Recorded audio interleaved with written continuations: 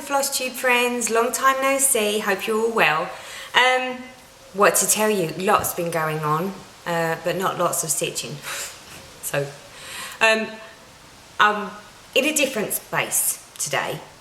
So basically for the last 3 weeks, obviously you know that I was phasing back to work, so I got a special desk and started to sort of get some hours going. So whilst I was working, my husband made the decision that he wanted to do some working on the house. So yes, so he decided that whilst I was trying to work, he wants to destroy my house just a little more. So basically he's been knocking walls down and taking all the walls back to bare brick, so pulling all the plaster off. Then the plasterers have come in. It's been bedlam. So basically my office space is now no longer. So my office space is basically a plastered room, which is covered in filth. It's disgusting. So all my office equipment had to come out into my living room, which I'm not best pleased about, but that's the way it has to be. And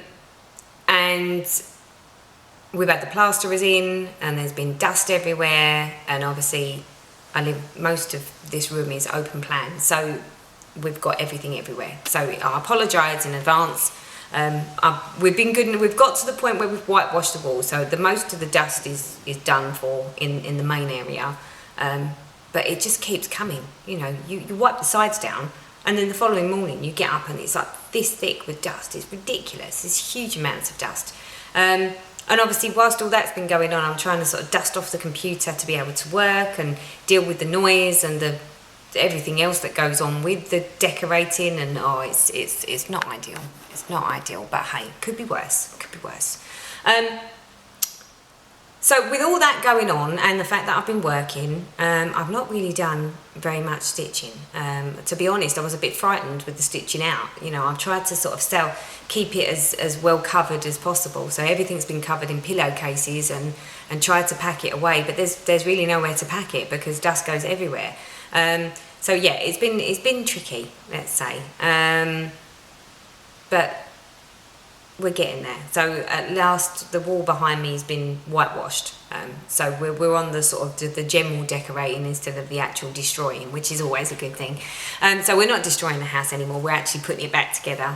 So hopefully, in the next month, my working space stroke stitchy spot or stitchy area where I can at least house everything will be sort of at least acceptable enough and not dusty to be able to sort of move everything back into there, and then I'll be much happier. Okay, given that, on top of the fact that we've had glorious weather here in the UK,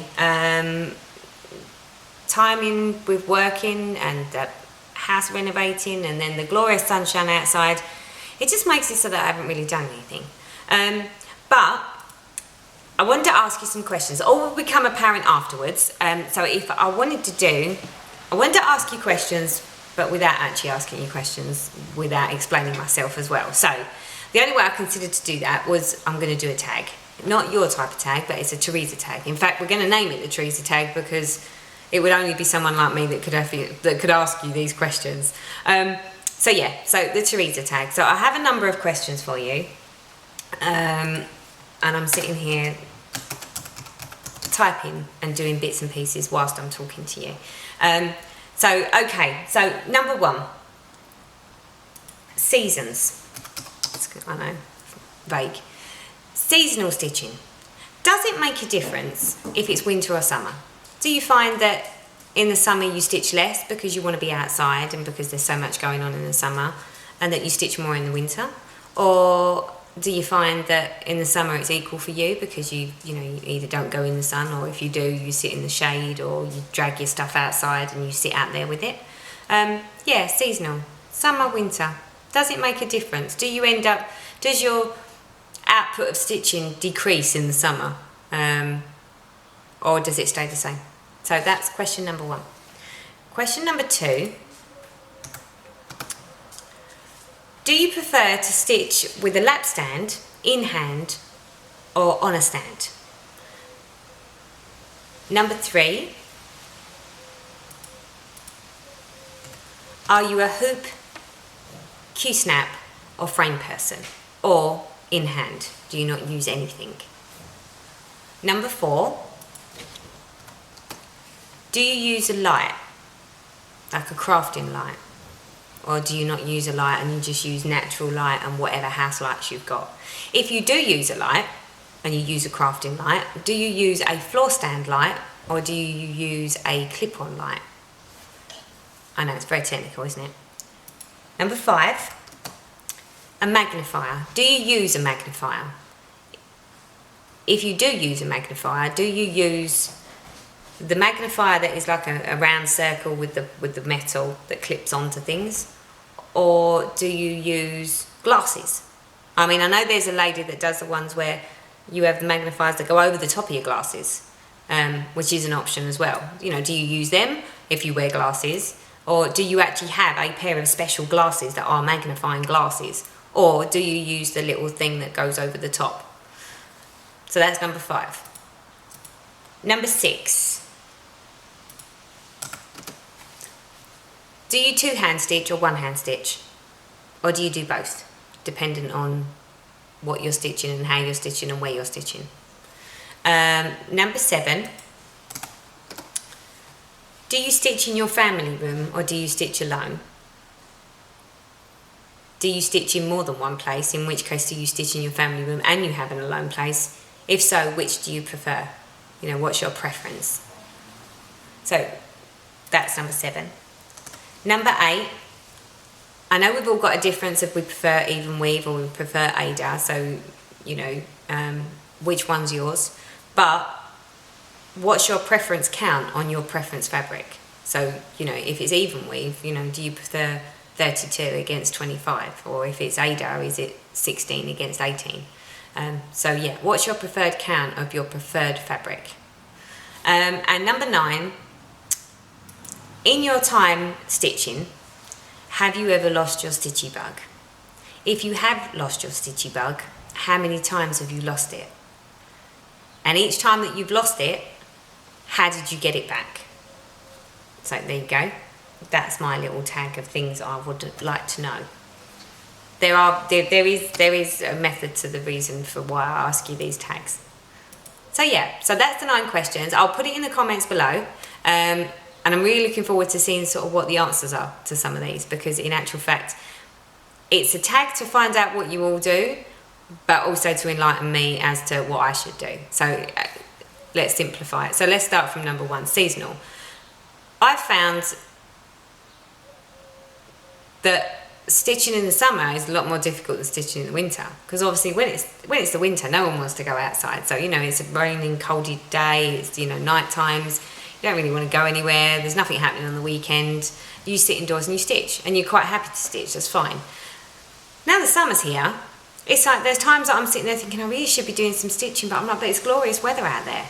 So then I'm thinking, well, I must go out in the garden and catch some sun, or do gardening, or spend time with the family, or do a barbecue.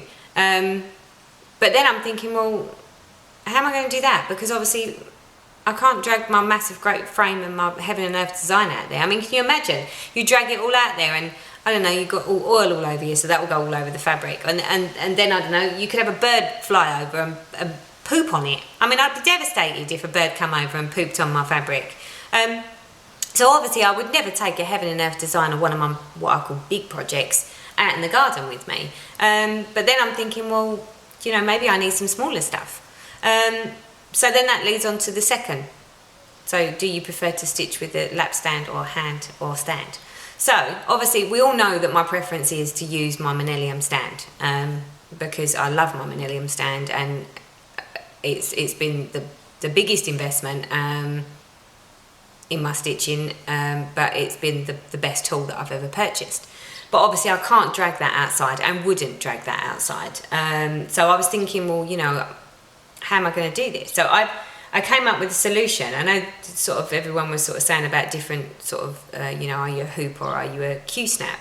But obviously I needed something so that I could still 2-hand stitch, because that's how I've learned to stitch. So I went purchasing, and I purchased this. So this is a stand, and it's a hoop stand, which is great because it's got like a, you know, you can and you stick this bit between your legs or under your legs, and then obviously then you've got this, but this is like a hoop one, so it's got like a hoop, it's got a hoop on it, which has got that on it, which is great because I've been using it, but it has got some flaws. So it's got a screw under here. See if I can show it to you. So under here, right there, is a screw.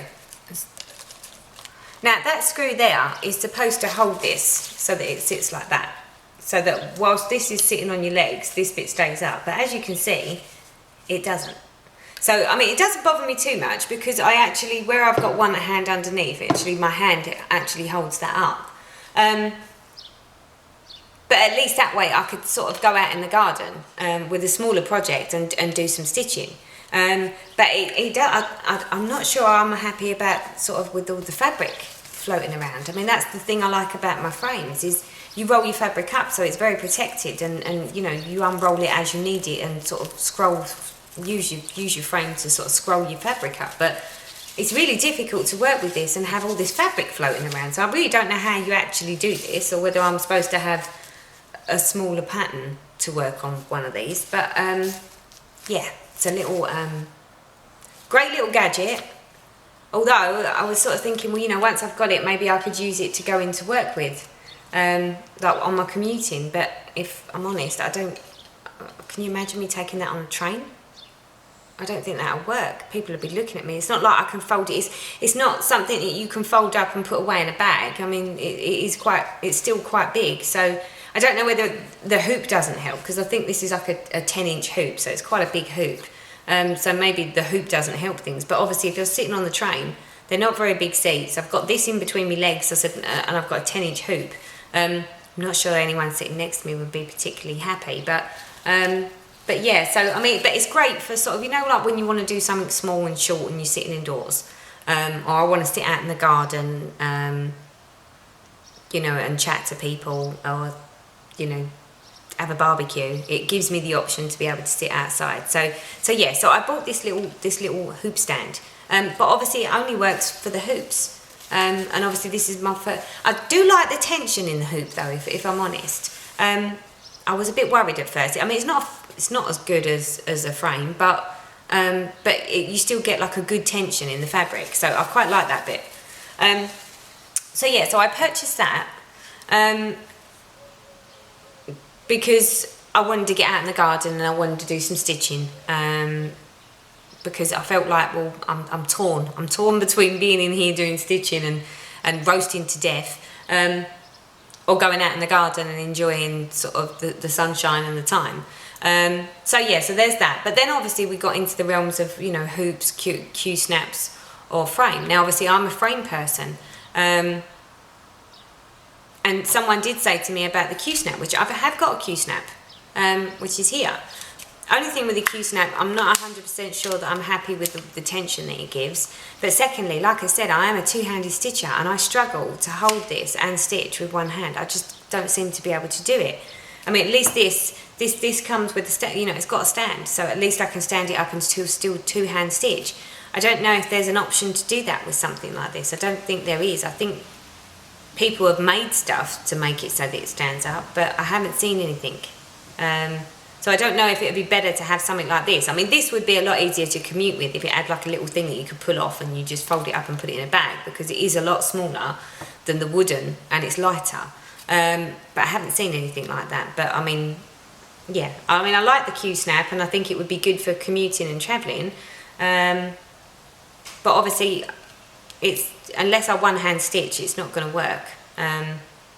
So yeah, so I don't know if you know if there's a special stand that is small enough that you could commute with it and you can sort of take it apart, because that would be another option. But yeah, so I mean, obviously I've got the QSnap, I tried that, wasn't getting on with it. Bought my special hoop with the seat thing.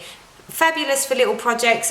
I'm not sure I'm happy with the fact that so much of your fabric bellows over the sides. I don't really know what to do with it, but yeah, so that's my little purchase that I bought to try and get the whole stitching out in the garden and stitching on the move going. One of the other things that I've had an issue with is in the background, you can probably see it. I've got this light that I'm pointing to it in the camera there, right? That is a craft floor stand that my husband purchased for me. In his wisdom, he decided that no, you definitely needed a floor stand one. So he purchased this floor stand one for me. And I wouldn't mind, but it wasn't cheap. I mean, I think he paid about £100 for it. It wasn't a real cheap one. But it's not been very good, if I'm honest. So it's got to the point where you can't move it. If I try and move it, the whole arm and head just falls over. It falls on your head, falls on your stitching, which means you have to sort of move your stitching closer to it, which is sort of, it's a bit ridiculous, really. It's a bit pointless. It's not very good, I don't think. It's not particularly well built. It does, I mean, it's got a great light. The light works really well, but it's no good if the arm keeps falling on my head, you know, or you can't move it, because you need to be able to move your light over and sort of flex around with it to be able to have the light exactly where you want it. And it's a bit ugly. I mean, I find that quite an eyesore in my living room as well, is to have like this big ugly craft light sitting there like that. So I was sort of looking at lights, and I know that someone did mention to me when I was saying about working on a higher count fabric, they did actually say to me something about that they use a OTT light. I think it's spelled OTT, which is a craft light, which I have had a look. They do a clamp version, but I don't know, you know, I don't know how good they are. Needle Needs, which is the same place that I bought my Manelium frame and stand, they do a light, a clip-on light, called Oglo. I think it's OGLO. Again, I'm quite keen and interested in that. So that's one of the reasons that I asked the question about the lights. You know, do you use a floor stand light or do you use a clip-on light?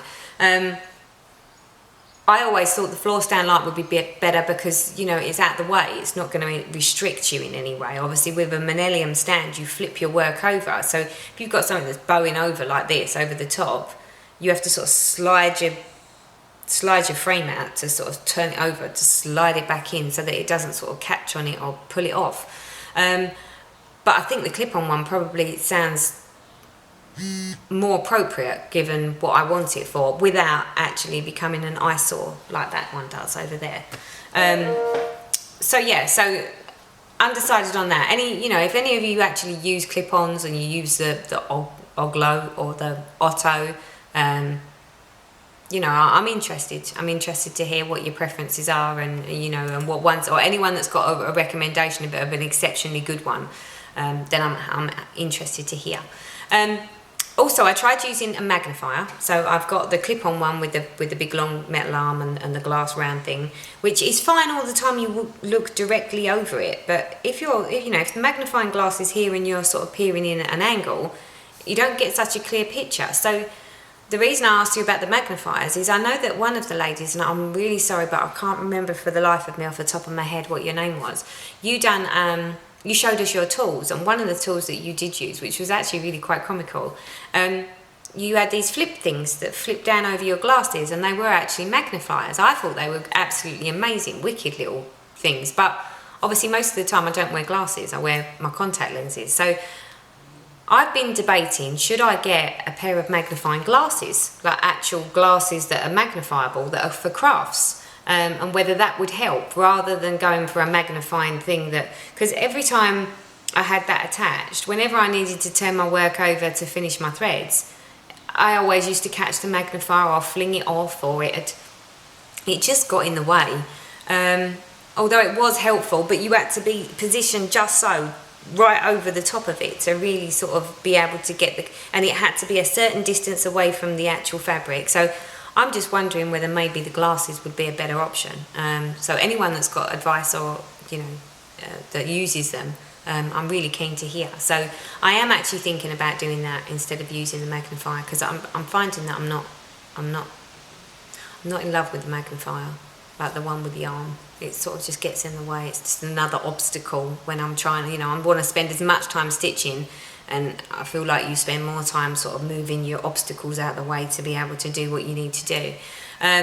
So yeah, And obviously the two-handed stitching, well, you know, I can't do anything other than two-handed stitching. I mean, maybe one day I will be able to one-hand stitch, but I've learnt from two-handed, so I don't really know any other way of doing it.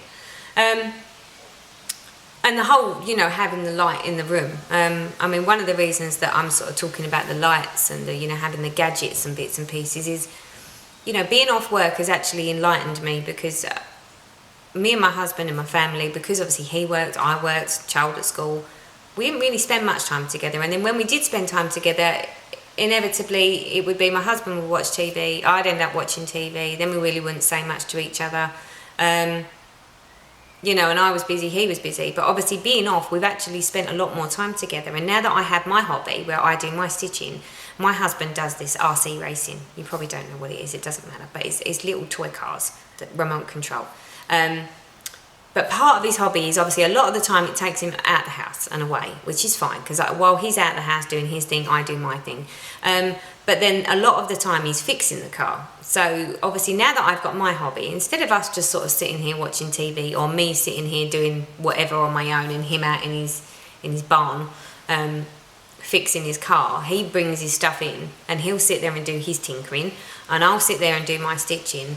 And you'll be amazed. I mean, we've had really, really good conversations and spent much more quality time together whilst doing our own independent things without sitting there staring at a TV. I mean, a TV in the house is good because it's nice to sit and watch TV together, but you know, I can honestly say that it's enlightened me how many times we used to just sit and watch TV and barely say a word to each other. You know, we'd say goodnight as we went to bed, but the rest of the time you'd literally sit there and zone in on the TV. Whereas because of how it's working now with my hobby and his hobby,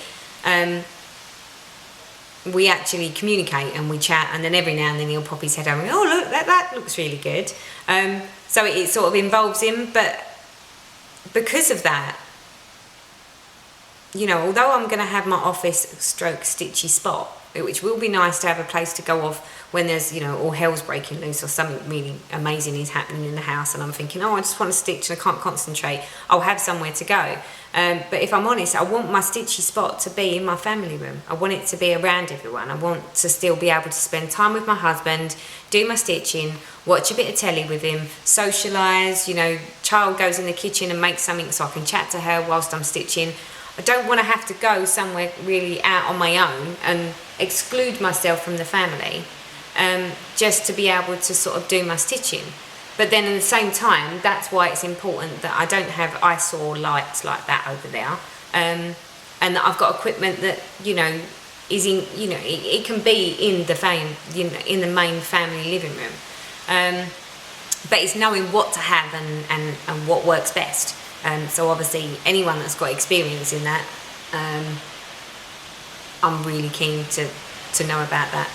Bear with me, because it's absolutely shockingly raining and my door's open. Hold on.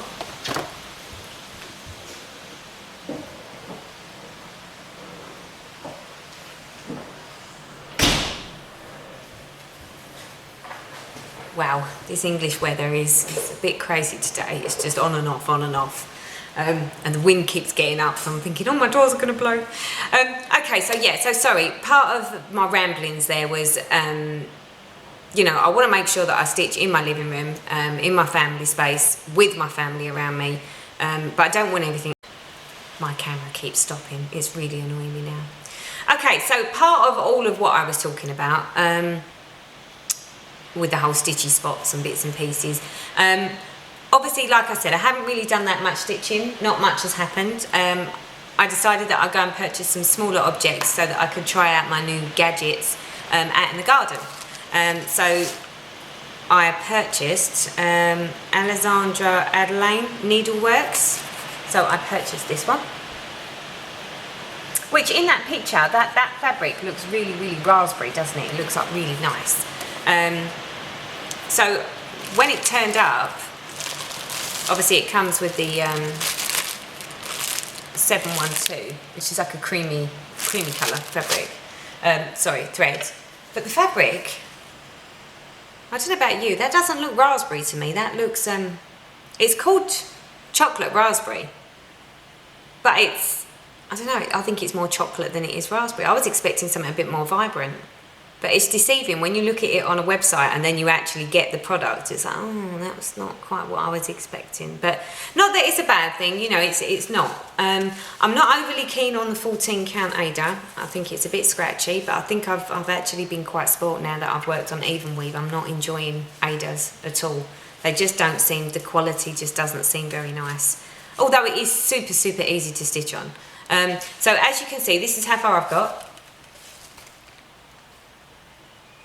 So, but it's easy stitch. It's basically when you don't really need to concentrate on something, then that's the perfect pattern, really. The only other snag that I found with actually purchasing an order or purchasing a pattern is the pattern turns up on paper format. Now, obviously, I know that you're not supposed to draw on the original, but I did. But I did it in pencil. So the idea is that I'll do it in pencil and then I'll rub it back off so that I don't ruin the pattern. But wow, the pattern's so small. I'm so used to my Goodreaders app and working on Heaven and Earth design where you can blow the pattern up to whatever size suits. This is Diddy. It just looks really, really small. But yeah, I mean, it's an easy thing to do. I mean, I like it because it's an easy stitch. And that's the one that I'll, you know, where I want to and where I want, you know, feel like it, I'll drag it out in the garden and it won't bother me. It's strange to actually stitch on a coloured fabric. It's, you know, I've only ever done white, so this is quite a novelty as well, which in some lights it's helpful, but in other lights it's not. So but someone said to me, put something light underneath you, but it doesn't seem to have helped. But then if it's sort of brilliant sunshine beaming down on it, I don't really think anything helps. So yeah, so I purchased that. And also, whilst I was on my purchasing travels, I purchased the Britta Cup Designs, the summer and spring motifs, these ones. So I bought the chart with the intention to do 2 of the designs. And when I placed the order with so-and-so, it looked like it was all coming. But then when it's actually turned up, loads of it came on back order. So, and then when I rang them today, they turned around and said it's another 2 weeks. So I'm a bit disappointed. So, I mean, I can't do either of those, of the 2 out of the 4 that I wanted to do, because the 28 count hand-dyed javelin, Queen Anne's lace, is one of the stock items that's out of stock. And the Briar Rose sampler thread and the Dry Tyne sampler thread, which is really the main bits of the patterns. So I'm going to have to be patient and wait. But part of what come with that is obviously the classic Colourworks black coffee, which I suppose, you know, I've got one bit, but without the fabric it's a bit useless. And then also there's some beads that came with that. So we've got 3 sets of beads. Can't remember for the life of me which ones that they're for, but we've got 3 sets of beads as well.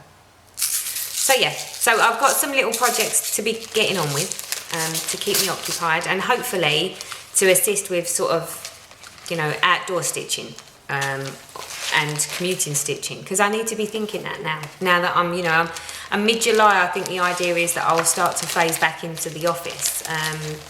Not necessarily every day, but then I'm going to need to sort of think, you know, how am I going to stitch on a train? And because I don't want to lose the ability to do my stitching, but it's working with what's going to work, which was why I was asking you guys, you know, would you sit on a train and would you stitch? Oh, did I ask you that? No, I didn't ask you that. I didn't. Because one of my questions that I was going to ask was, do you stitch whilst you commute, while you're going to and from work or going out and about? If you do, how do you do it? Because obviously I've never done it, so it's going to be quite interesting. Or would you only actually stitch in your, you know, in the privacy of your home? Is it a home hobby only? Do you only do it when you're at home, or do you do it wherever you are, no matter what you're doing, and you just change your projects accordingly? So yeah, so anyway, so that's the purchases, that's the little bits and pieces. Obviously I've done my little Teresa tag so that you can all answer questions. You'll remember from the last video that there was a secret squirrel thing that I couldn't show you. Well, I can show you it now because it didn't work out. So the idea was, and the reason I couldn't tell you was it was my mum's birthday, and the idea was that I wanted to do a sort of stitch for my mum. So I obviously got everything in, but I didn't realise how big these letters were. So once I started it thinking, oh yeah, this will whiz up, I can get this done in a week. No, I couldn't. So this is where I got to, which is not very far. But the letters were a lot bigger than I anticipated, and stitching, let's see if I can do this. Stitching with the variegated thread made it a bit slower going for me. But yeah, so the idea was that was supposed to have said mum, but as you can see, I've only just started, well, I've only just sort of got halfway through the first M. So mum, I'm sorry, and I know that you do watch some of my videos, so if you're watching this, that was the idea. I will get it done for you eventually, I'm just not sure when. But so yeah, so that didn't go according to plan. And to be honest, once I started it and realised that I'd missed my deadline, I sort of got a bit despondent and a bit sort of like, oh well, what's the point? She's not even going to have it for her birthday now. So yeah, but anyway, I've made a start on something for my mum, and you will get it, mum, just not sure when. So there's that. Obviously you knew that I was doing my Stormy owl. So just as a reminder, here's what he looks like. Mr. Stormy, it's my boy. And this is where I've got to. So I hadn't really done much on him, but like I said, I haven't really been doing much stitching at all. But the last couple of days, I've actually sort of got going again with him. And this is where he's at. So we just got the squinty eye. It's just getting there. So if you look on the picture where he's got one eye shut, we're just getting there. So it's super exciting, and it's really good to stitch. I love this pattern. I watched Caroline Mazzio's tent stitch video that she done, which I'm so pleased she did that for me. I've got to be honest, I'd already started this, and I've just done normal tent stitch. So because I've already started it that way, I don't know whether I should change it or I just leave it and see what happens. So I think for now I'll just continue to do normal half stitch and just hope, there's enough confetti stitching in this that it will pull it all in directions anyway, because these bits here, I mean, there's a lot in there, a lot of different, a lot of different colours in one 10 by 10 block. So I'm rather hopeful that will actually disguise it, but I will be using Caroline's continental tent stitch method on another one. So, but yeah, so we've actually got some progress on that. My idea of rotating obviously has gone sort of out the window because I haven't been able to rotate anything given that, the building works and everything else and the summer. But my intention is to spend the rest of this week on my Stormy, and then Stormy's going to be put to bed, and my what's it called? My twisted band sampler will come out, because that's in desperate need, because that hasn't been touched at all, and I've been very naughty. Lastly, to show you, I have one FFO. Which at the time, I think when you last saw it, it was going off to the framers, and it's back, and this is for my brother's wedding, which is now framed with beads. So there it is, all framed up. I've left its frame covers on it because and the plastic around it because I don't want to upset it, but he's put a nice like mat board in as well, sort of like tie some of the colours in. So yeah, so I'm really happy with that. I think that's come out perfectly for what I wanted it for. So yeah, so that's it, guys. There's not really much else to say. Apart from, I hope you're all achieving everything that you wanted to achieve, and that you're getting all your stitching done. And if you are, then I'm very pleased for you, because I've not done so well. And I do apologise about my appearance today. I'm actually sitting here on my computer working from home, anyway, we had a bit of a crazy morning trying to get my daughter off to school and bits and pieces. So I haven't done my hair. And because I wasn't going anywhere and no one's going to see me, I haven't done any makeup. So yeah, it's a bad me. But I'm sitting here whilst sort of on a bit of a lunch break doing this video. But I thought it was about time, because I know come this weekend, the weather's supposed to be warming up and it's going to be really nice again.